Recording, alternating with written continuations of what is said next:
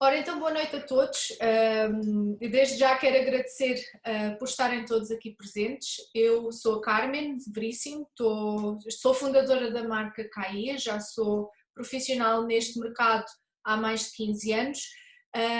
Toda esta pandemia que aconteceu foi algo inesperado por qualquer tipo de empresa a nível mundial. Se calhar a última grande pandemia que foi conhecida já foi há cerca de 100 anos, não existe ninguém vivo que possa contar ou que possa ensinar a sobreviver a esta pandemia e, portanto, a nível económico, isto tem afetado de forma muito grande todas as empresas e todas as pessoas a nível individual e famílias, e neste sentido, como marca, nós notamos que aconteceu algo que não estávamos à espera, ou seja, depois de o estado de emergência ter sido levantado, na primeira semana as profissionais iniciaram o seu trabalho com todos os cuidados de higienização e todos os cuidados recomendados pela Direção-Geral de Saúde.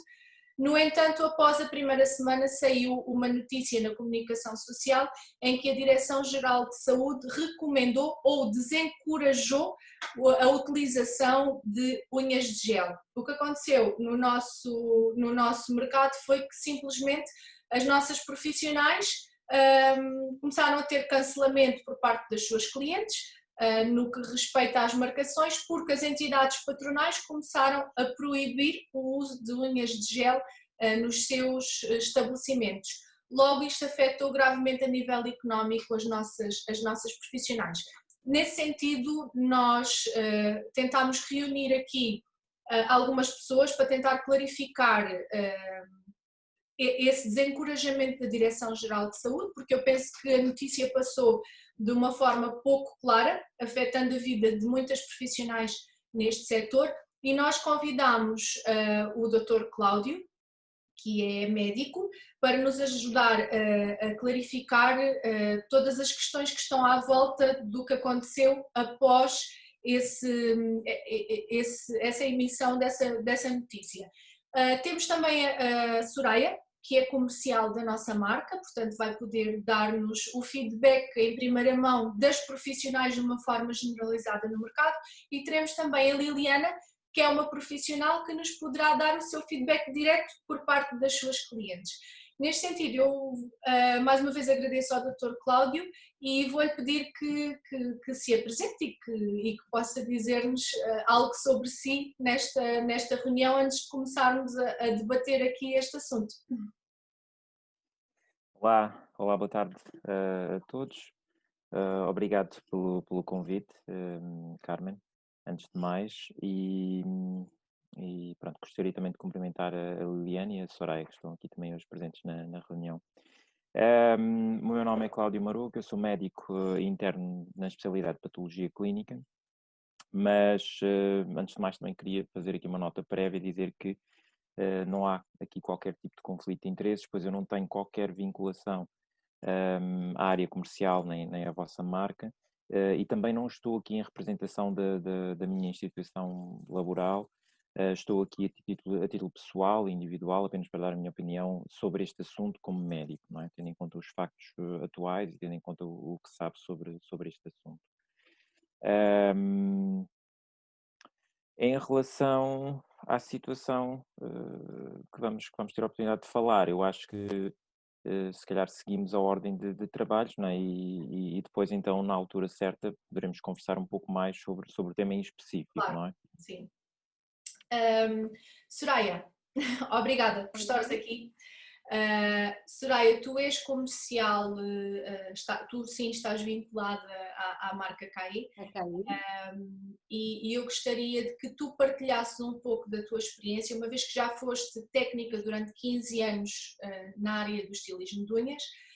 Neste momento estás numa posição um pouco diferente, e eu gostava que tu partilhasses qual é o feedback que tu tens tido das clientes a nível de mercado em geral, após o início, o regresso ao trabalho.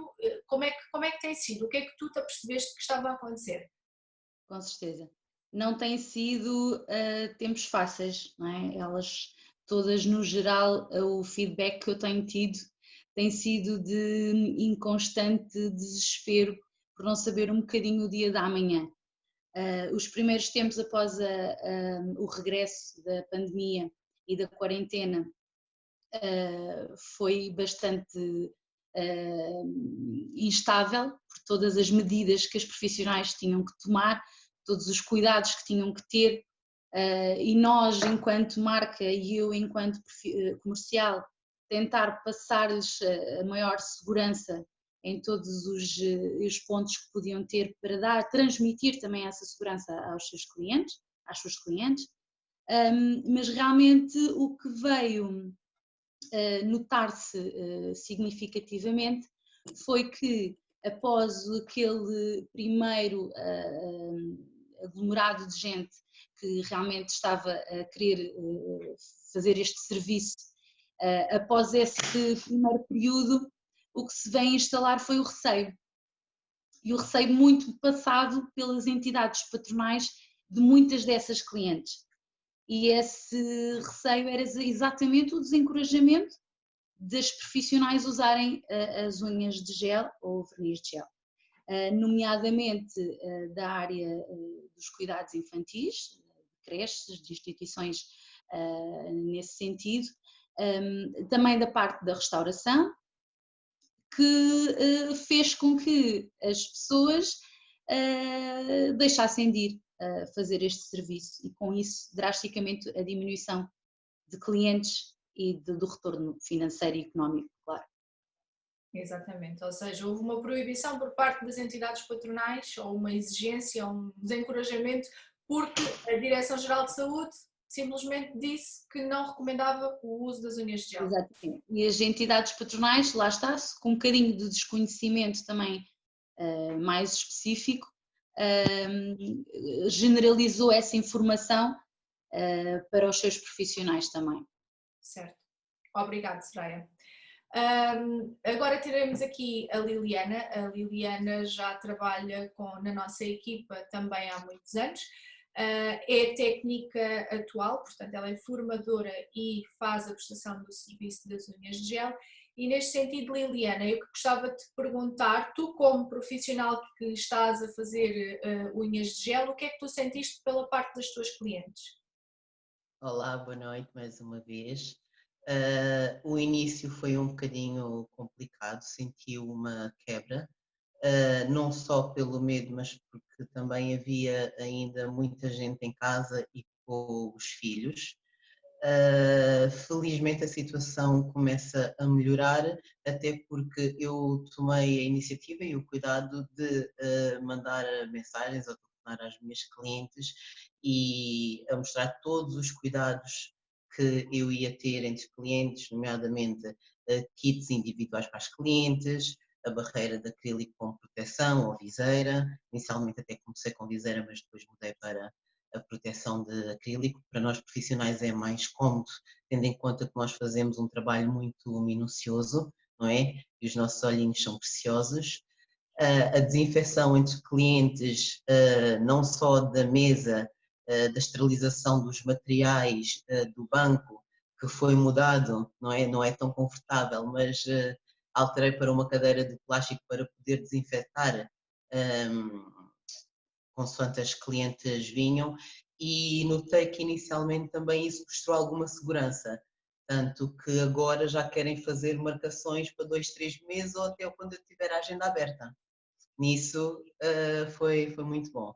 Realmente o início foi um bocadinho mais fraco, mas felizmente tem melhorado até pelos conselhos que eu tenho dado pela higienização, que é o que nós vamos falar a seguir, mas tenho notado que as clientes agora sentem um bocadinho mais segurança. Portanto, estás-nos a dizer que apesar de todas estas dificuldades sentidas no mercado, tu tens conseguido dar a volta através de uma clarificação de todos os medos, tudo o que se tem estado a passar, tens conseguido transmitir essa confiança e tens conseguido dar a volta à situação dentro do possível e a tua carteira de clientes aos poucos está a começar a voltar a ficar estabilizada. É isso? Exatamente, até porque em parte nós já fazíamos todos os procedimentos, não é? De desinfecção e esterilização dos materiais. Agora acresce a utilização de luvas, de máscara, a desinfecção do assento, mas de resto já era um procedimento que nós fazíamos normalmente. Exatamente, pronto, isso também é pertinente porque nos nossos espaços, como tu dizes muito bem, toda a desinfecção de todos os materiais já era uma prática comum, portanto só cresceu mesmo os cuidados específicos relacionados com o vírus, desde o acrílico, a viseira, as máscaras, as luvas. Muito bem, Liliana, muito obrigada. Doutor Cláudio, nós tivemos a oportunidade de trocar entre os dois o documento em que a Direção-Geral de Saúde realmente recomendou aos profissionais de saúde, para quem leu o documento original, recomenda aos profissionais de saúde a não utilização das unhas de gel. No entanto, na comunicação social não foi assim que a notícia passou.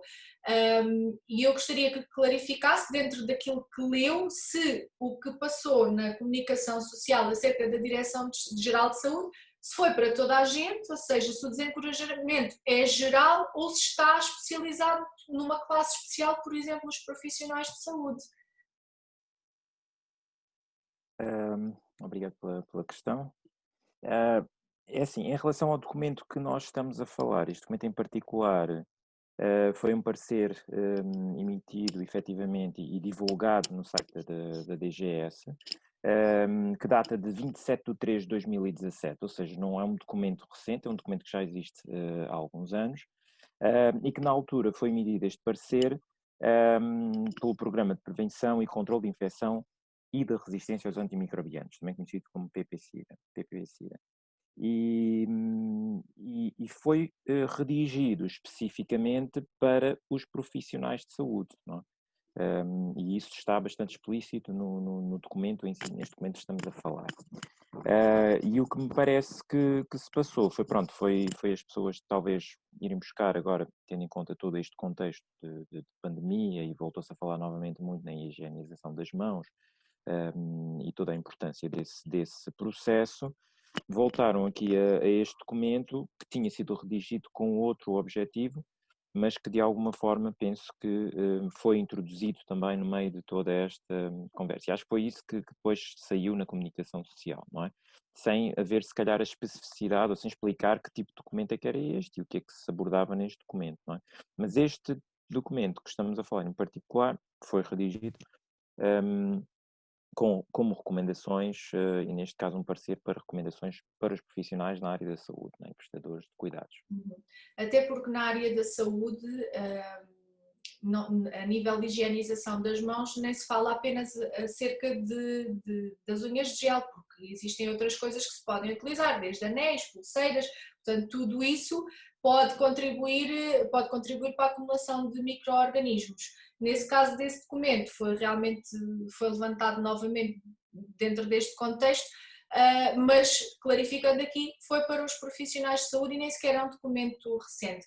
Sendo assim, na nossa área, nas unhas de gel ou artificiais, nós podemos olhar para este serviço nas nossas unhas como uma fonte de contágio do coronavírus? Como disse, e disse bem, o que está preconizado, e em relação a quem presta cuidados a pessoas, é que do cotovelo para baixo não tenhas nada, não é? Nada que possa, de alguma forma, facilitar a contaminação da superfície corporal e, essencialmente, das mãos, porque o risco de contaminação para outras pessoas é no contacto direto. E neste caso do coronavírus, e só para clarificar aqui, pronto, o coronavírus é o vírus, mas o vírus é o SARS-CoV-2 e a Covid-19 é a doença em si que é provocada então por este vírus. Pronto. Mas o SARS-CoV-2, como qualquer outro micro-organismo, efetivamente tem capacidade de se fixar nas nossas mãos, e não só nas nossas mãos, em superfícies inertes também, não só em superfícies inanimadas, não é? E tem alguma capacidade de resistência nessas superfícies, não é? Agora, o que acaba por fazer aqui a diferença, independentemente da superfície em si, é de facto se a pessoa tem cuidados de higienização ou não tem, não é? Porque se a pessoa descurar desses cuidados, aí sim poderá haver algum risco de contaminação para o próprio e para os outros, não é? Correto. E o documento fala também acerca do comprimento das unhas. Pode existir efetivamente influência no comprimento utilizado nas unhas? Carmen, pode porque é mais área de superfície, não é? Por isso, tudo o que seja uma área maior também facilita a fixação dos micro-organismos, não é? No entanto, lá está, se a pessoa tiver os cuidados de higiene normais com as mãos, não é? E sempre que fizer algum procedimento ou tiver as mãos devidamente higienizadas, não é? Mesmo que use luvas, ao retirar as luvas terá que fazer a sua higienização, o risco será muito reduzido, não é? Será um risco quase similar. Imagine, por exemplo, a um guitarrista que até gosta de ter as suas unhas grandes e que possa também descuidar do tratamento das unhas ou descurar até da sua higiene em termos de higienização das mãos, não é? Ou seja, agora, especificamente para os profissionais de saúde, isto torna-se importante porque eles vão manipular a via aérea dos doentes, não é? E já se percebeu que a contaminação pelo SARS-CoV-2 é essencialmente pela mucosa via respiratória, por isso, quanto menor os pontos de fixação do vírus para a pessoa que vai prestar o cuidado, melhor, não é? Por isso, todo aquele equipamento de proteção e a questão neste caso específico, da unha poder ser um pouco mais comprida, pode dificultar de alguma forma até as tarefas do profissional em si, do profissional de saúde, não é? Ao prestar cuidados, pode dificultar ou até pode de alguma forma fazer com que as tarefas possam, principalmente algumas técnicas mais minuciosas, principalmente nos cuidados intensivos, ou até manipular uma via aérea, um tubo de ventilação, pronto, ou seja, não é algo que, na minha ótica e também pelo que foi aqui depois emitido para neste parecer, que de alguma forma é algo que pode até por vezes pode complicar o trabalho da pessoa que está a prestar cuidados, para além do risco em si, que pode estar inerente a isso. Mas pronto, o que eu Como no acho é caso que... o Cláudio estava a dizer do guitarrista, que por norma usa unhas naturais, e da mesma forma que tem que haver a desinfecção e a higienização, da mesma forma a unha artificial também tem que ser higienizada pela pessoa que está a usá-la e com a devida higiene. Ou seja, o risco aqui de contágio de uma unha natural e de uma unha artificial que seja devidamente higienizada, em termos de comparação, poderíamos estar a falar do mesmo. Sim, o risco de contágio prende-se com a mão que não foi higienizada. Não é Não propriamente está a tão... utilizar. Claro que se as unhas forem maiores, independentemente de serem unhas artificiais ou unhas naturais, há mais área de superfície para poder-se fixar o micro-organismo, não é? Mas o que faz aqui a diferença é que muitas das vezes as pessoas até descuram da higiene das mãos. Pronto. Claro que, pronto, se a unha estiver mais curta, independentemente de ser natural ou de não ser, não é? É mais fácil higienizar, não é? E também é mais fácil limpar e desinfetar todos os pontos que de alguma forma se podem fixar mais os micro-organismos, não é? Que são os pontos mais inacessíveis. Por baixo da unha, essencialmente, é mais fácil higienizar por aí. Claro que se as unhas estiverem cuidadas, o risco também de fixação é menor, não é? Porque depois não se abrem fissuras, não há ali pontos em que os micro-organismos possam fixar melhor, não é? Por isso, o que eu acho é que as pessoas de alguma forma são livres de fazer aquilo que entenderem em relação, que isso é uma decisão pessoal, não é? O que as pessoas querem fazer com as suas unhas ou com as suas mãos. Acho que têm que ter algum bom senso, tendo em conta a profissão que desempenham, não é? Porque se vão ter que tocar noutras pessoas, principalmente se são pessoas que de alguma forma estão debilitadas, a pessoa tem que ter o bom senso de tentar reduzir ao máximo uma possível via de contaminação, não é? E isso poderá passar, por exemplo, por usar as unhas mais curtas, não é? Independente de serem as suas próprias unhas ou outro tipo de unhas. E depois, pronto, os cuidados normais, as unhas curtas, as unhas cuidadas, e os cuidados normais de higienização, né? E eu acho que isto é que faz a diferença, não é? Para que as coisas, para Cláudio, que não haja, sim. voltando ao ponto da higienização das mãos, eu tenho aconselhado as minhas clientes a terem uma escovinha e lavarem as unhas por baixo e esfregarem para ficarem bem limpas. Está certo? Sim, podem usar isso também, não é? O ideal é lavarem as mãos várias vezes ao Sim, dia, sim. independente de fazerem ou não algum procedimento ou tocarem em alguém, mas as próprias superfícies podem estar contaminadas e a lavarem as mãos várias vezes ao dia com água e sabão. Podem usar escovas para limpar debaixo da unha, não é? Que acaba por ser mais fácil do que estar só a passar com os dedos e acaba por ser mais efetivo. Parece-me correto, e se depois, efetivamente, da lavagem das mãos, quiserem usar alguma solução alcoólica, também não é incorreto, não é? Fazê-lo. Eu parece-me que faz todo o sentido aquilo que está a dizer, até porque o documento dirigia-se aos profissionais de saúde e, logicamente, tendo em conta que é saúde, todas as advertências que vêm nesse documento fazem sentido. No entanto, da forma como passou para o mercado, passou de uma forma generalizada e até que parece que as unhas de gel vão ser as responsáveis por contagiar o vírus por toda a gente. Portanto, a informação não terá passado da melhor forma. Eu penso que o que deveria ter sido passado é que o problema não está no produto em si, mas está associado, por exemplo, à falta de higienização ou ao excesso de comprimento, tudo aquilo que tem vindo aqui a ser abordado. E o que eu lhe queria perguntar é, na sua opinião, à exceção da classe de pessoas que estão ao serviço da saúde, na generalidade, devemos deixar de usar unhas de gel no nosso dia-a-dia por causa de toda a situação que vivemos atualmente desta pandemia?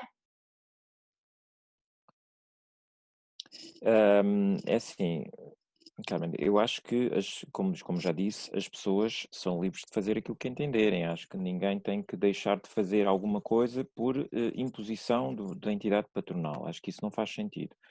Acho que alguns contextos pode fazer sentido a pessoa adaptar a unha, não é? Porque a pessoa gosta de ter uma unha de uma determinada forma, né? Mas saindo, por exemplo, dos cuidados de saúde, as pessoas que trabalham com crianças, como a Soraya estava a falar, não é? No início, naturalmente também não fará aqui muito sentido usarem uma unha muito longa, não é? Tendo em conta que vão ter que lavar as mãos várias vezes, vão ter que prestar cuidados aos miúdos de alguma forma. Isso sempre foi assim, Ou se- não é? diz? Isso sempre foi assim. Exatamente, pronto, ou seja, eu acho que, pronto, isto tem que ser adaptado ao contexto de cada um, não é? Porque se eu tiver uma atividade profissional que não vou ter, passo o dia todo ao computador e que não tenho contacto com outros, e se a pessoa acha que tem que usar uma unha com o comprimento que interessa, isso aí, acho que Claro. tem que haver o bom senso consoante a atividade que a pessoa faz. E depois, isso naturalmente vocês saberão melhor do que eu, porque é assim, este tipo de unhas, isto tem que ter as pessoas têm que ter algum tipo de cuidados, não é? Ou seja, as pessoas não colocam isto e fica para sempre, não é? Também. E se efetivamente houver desgaste e houver ali, de alguma forma, se a unha ficar danificada e abrir algum tipo de fissura ou descolar ou qualquer tipo de situação deste género, isso também facilita que depois possam-se fixar mais micro-organismos e que seja mais difícil a própria limpeza da mão e a própria limpeza da unha, neste caso em particular. Não é? Eu acho que quem opta por ter uma unha que não seja a sua unha natural, também tem que assumir que efetivamente tem que cuidar dessa unha, não é? E tem que, de alguma forma, da minha forma de ver, eu acho que tem que adaptar, no fundo, à sua realidade profissional e perceber se é viável, se não é, se pode usar, se não pode, se o comprimento é adequado ou não é. Pronto, isso já vai depender muito daquilo que a pessoa faz e com quem é que a pessoa está, não é? Porque nesta fase, nós estamos em plena fase de pandemia ainda, pese embora algumas pessoas pareça que achem que já não é? Nomeadamente aos fins de semana e à noite quando sai à rua, que já vejo grupos de pessoas, ajuntamentos, as pessoas sem proteção, sem máscara, fazerem uma vida praticamente normal, mas isso não é assim, não é? E o que se está a passar neste momento é que nós estamos a ter novamente um maior número de infecções. Aliás, e estamos com um problema aqui na região de Lisboa e Val do Tejo, não é? Onde deste fim de semana, no início da semana, 90% dos novos casos que surgiram foram na região de Lisboa e Val do Tejo, ou seja, é um problema muito, muito incidente, com uma incidência muito elevada na nossa região em particular. O vírus vai estar cá ainda durante bastante tempo, e as pessoas têm que se adaptar. Por isso, é natural que os casos comecem a aumentar ainda e começam a aumentar em pessoas cada vez mais jovens, que são aquelas que agora se expõem mais, ou porque regressam ao seu trabalho, ou porque estão a tentar ter uma vida perfeitamente normal e porque estão a descurar os cuidados de etiqueta respiratória, os cuidados que têm que ter em relação à transmissão deste vírus, que passa também pela higienização das mãos. Não é só pela utilização da máscara, mas pela própria higienização das mãos. Por isso, isto é um problema que ainda vai continuar, mas especificamente em relação ao que estamos a falar, é o bom senso do profissional, tendo em conta a atividade que desempenha, e é a questão da mão em si, porque a mão é que transporta o micro-organismo, então é garantir que esse risco seja mais baixo. Isso já depende de cada um de nós, cada um tem que fazer a sua parte e tem que cuidar e fazer a sua própria higienização, para que de alguma forma reduza o contacto para si e para os outros, não é? Claro. Dr. Cláudio, uma última pergunta, para não lhe tomar muito mais do seu tempo. Já existe mais alguma novidade acerca de uma notícia que se ouviu há pouco tempo, que existia a dúvida se o vírus sempre se transmitia através das superfícies, se ele se mantinha ativo, existia essa questão se ele se mantinha ativo nas superfícies. Já existe alguma novidade na comunidade científica que tenha conhecimento ou ainda não? O que se sabe sobre isso, aqui dos estudos observacionais em relação ao vírus, que também ainda não sabemos muito sobre o vírus, mas de facto este vírus parece ter a particularidade de conseguir aguentar ou sobreviver fora de um organismo vivo durante algum tempo, e algum tempo considerável, segundo aquilo que se percebeu, né? Poderá variar entre cerca de 24 a 72 horas no máximo, né? Tendo em conta o tipo de superfície. Se formos ao site, por exemplo, da DGS, encontramos lá alguma referência que, por exemplo, em superfícies de plástico ou metálicas, o vírus possa se manter até 72 horas, com alguma atividade suficiente para que, se a pessoa coloca as mãos ou segura em algum tipo deste objeto e depois leva as mãos à via respiratória, se possa contaminar. Não é? E isto é uma das formas, é uma das vias de contaminação, a chamada via indireta, em que não há um contacto com um doente, mas há um contacto com as gotículas do SARS-CoV-2 que foram projetadas por alguém que estava com Covid-19. Isto por esta capacidade de resistência do vírus. Aí também, mais uma vez, a importância de efetivamente nós fazermos a higienização, não é? Porque é a única forma de removermos o vírus das superfícies. Certo. Dr. Cláudio, não lhe vou tomar mais tempo, vou só sumarizar o tema deste encontro. O que podemos concluir é que efetivamente poderá ter existido uma passagem da mensagem por parte da comunicação talvez não tão clara quanto deveria ter sido.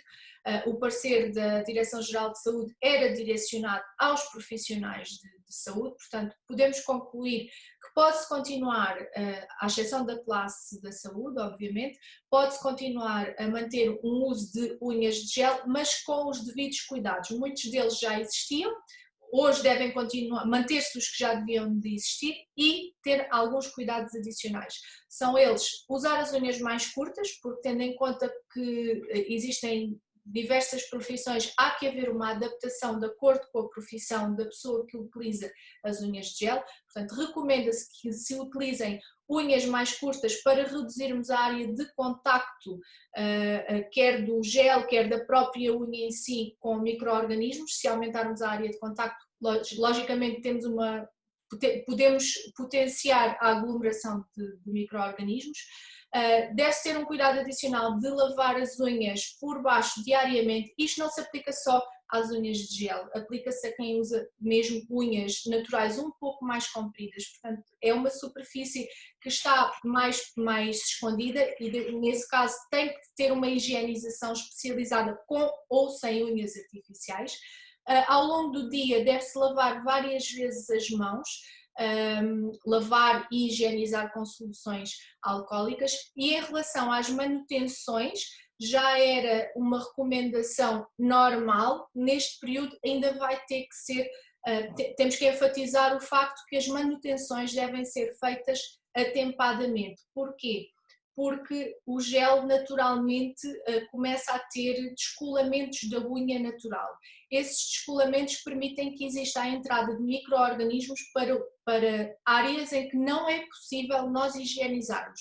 Nem lavando as mãos, nem esfregando com as escovinhas, não é possível higienizar áreas de descolamentos. Portanto, parte da responsabilidade de cada pessoa que utiliza unhas de gel fazer e acarretar com os cuidados necessários a quem utiliza unhas de gel.